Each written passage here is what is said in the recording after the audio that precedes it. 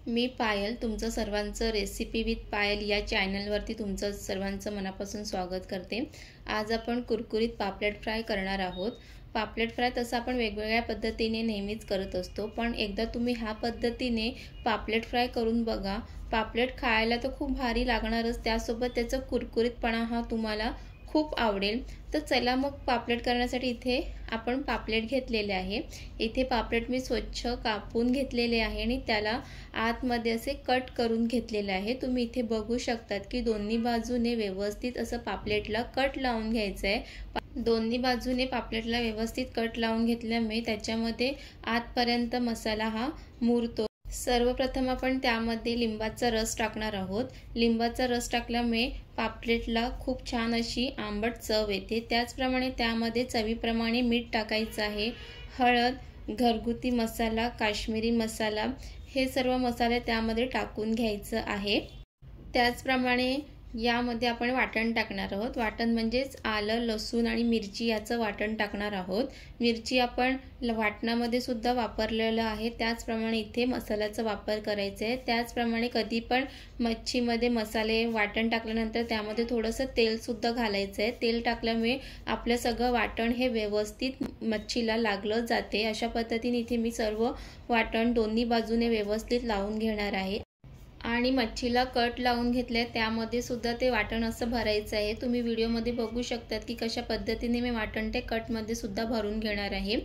आणि तुम्ही आतापर्यंत आपल्या रेसिपी विथ पायल या चॅनलला सबस्क्राईब केलं नसेल तर सबस्क्राईब करून घ्या आणि जे आपल्या चॅनलवरती नवीन आहेत त्यांनी नक्कीच सबस्क्राईब करून घ्या आपल्या चॅनलवरती। आपल्या चॅनलवरती नेहमीच नवीन नवीन अशा रेसिपी ह्या येतच असतात आणि त्यासुद्धा झटपट आणि कमी साहित्यात होणाऱ्या रेसिपी असतात। तर तुम्ही नक्की आपल्या चॅनलला सबस्क्राईब करून घ्या।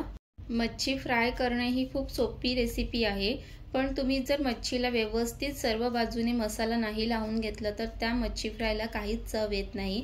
म्हणून तुम्ही इथे बघू शकतात की आपण किती व्यवस्थित मच्छीला सर्व मसाले हे लावून घेतलेले आहे। मच्छीला व्यवस्थित मसाले लावून झाल्यानंतर ते अर्धा तास किंवा 1 तासासाठी मॅरिनेटसाठी ठेवायचं। जेवढा वेळ तुम्ही मॅरिनेटसाठी ठेवतील तेवढेच त्या मच्छी फ्रायला खूप छान चव येते।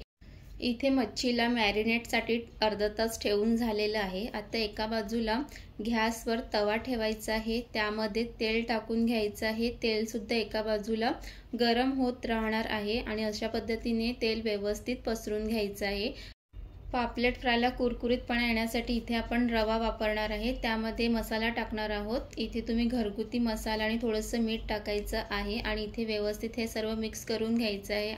इथे मी पापलेटच्या कोटिंगला कुरकुरीतपणा येण्यासाठी फक्त रव्याचाच वापर केला आहे। तुम्हाला जर ह्याच्यामध्ये तांदळाचं पीठ घालायचं असेल तर तुम्ही थोडंसं त्यामध्ये तांदळाचं पीठ सुद्धा घालू शकतात। आणि इथे पापलेटला अर्धा तास आपण मॅरिनेटसाठी ठेवलेलं होतं, तर व्यवस्थित सर्व मसाले हे पापलेटला लागले गेलेले आहे आणि त्याच्यामध्ये आतपर्यंत ते मसाले मुरले गेलेले आहे। आणि अशाच पद्धतीने इथे तुम्ही बघू शकतात की कशा पद्धतीने दोन्ही बाजूने रवा लावून घ्यायचा आहे।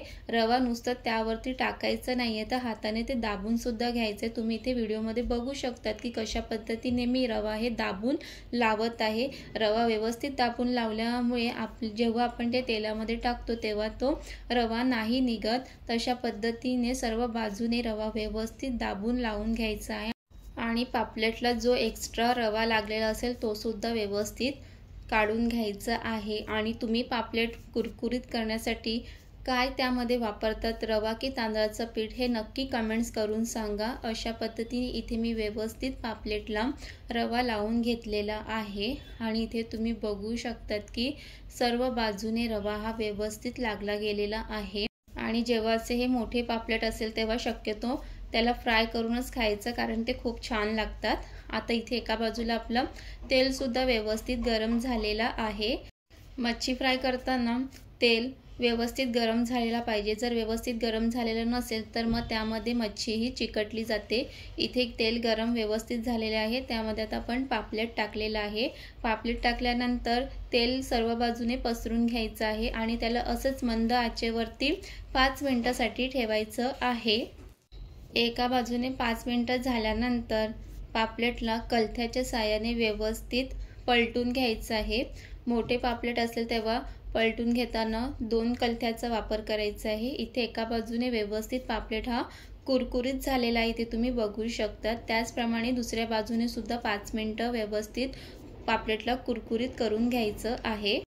दुसऱ्या बाजूने पण 5 मिनिटं झाल्यानंतर पापलेटला पलटून घ्यायचं आहे। अशाच पद्धतीने दोन्ही बाजूने 5-5 मिनिटं असं 10 मिनिटात हे पापलेट कुरकुरीत बनून तयार होतात। आणि तुम्ही इथे बघू शकता की पापलेट आपल्या तव्याला चिकटलेले नाही आहेत। इथे पापलेट कुरकुरीत झाल्यानंतर त्यावरून हिरवी कोथिंबीर ही टाकायची आहे। तुम्हाला हे मच्छी फ्रायमध्ये हिरवी कोथिंबीर वरून टाकायला आवडते का? नक्की कमेंट्स करून सांगा। अशा पद्धतीने इथे आपलं कुरकुरीत पापलेट फ्राय हे झालेलं आहे। आणि खरंच हे कुरकुरीत पापलेट बघून माझ्या तोंडाला पाणी सुटलेलं आहे, कारण मला कुरकुरीत पापलेट खायला खूप आवडते। तुम्हाला सुद्धा नक्कीच आवडत असेल। इथे तुम्ही बघू शकता की पापलेट किती कुरकुरीत झालेला आहे। अशा पद्धतीने एका प्लेटमध्ये काढून घ्यायचं आहे आणि प्लेटमध्ये काढून घेतलं म्हणजे ते खाण्यासाठी सुद्धा तयार झालेलं आहे। मग 1 मिनिटाचंही वाट न बघता त्या कुरकुरीत पापलेटवरती ताव मारायचा आहे। आणि तुम्हाला ही कुरकुरीत पापलेट फ्रायची रेसिपी कशी वाटली ती नक्की कमेंट्स करून सांगा। आणि तुम्हाला कुरकुरीत पापलेट खायला आवडते का हे नक्की कमेंट्स करून सांगा।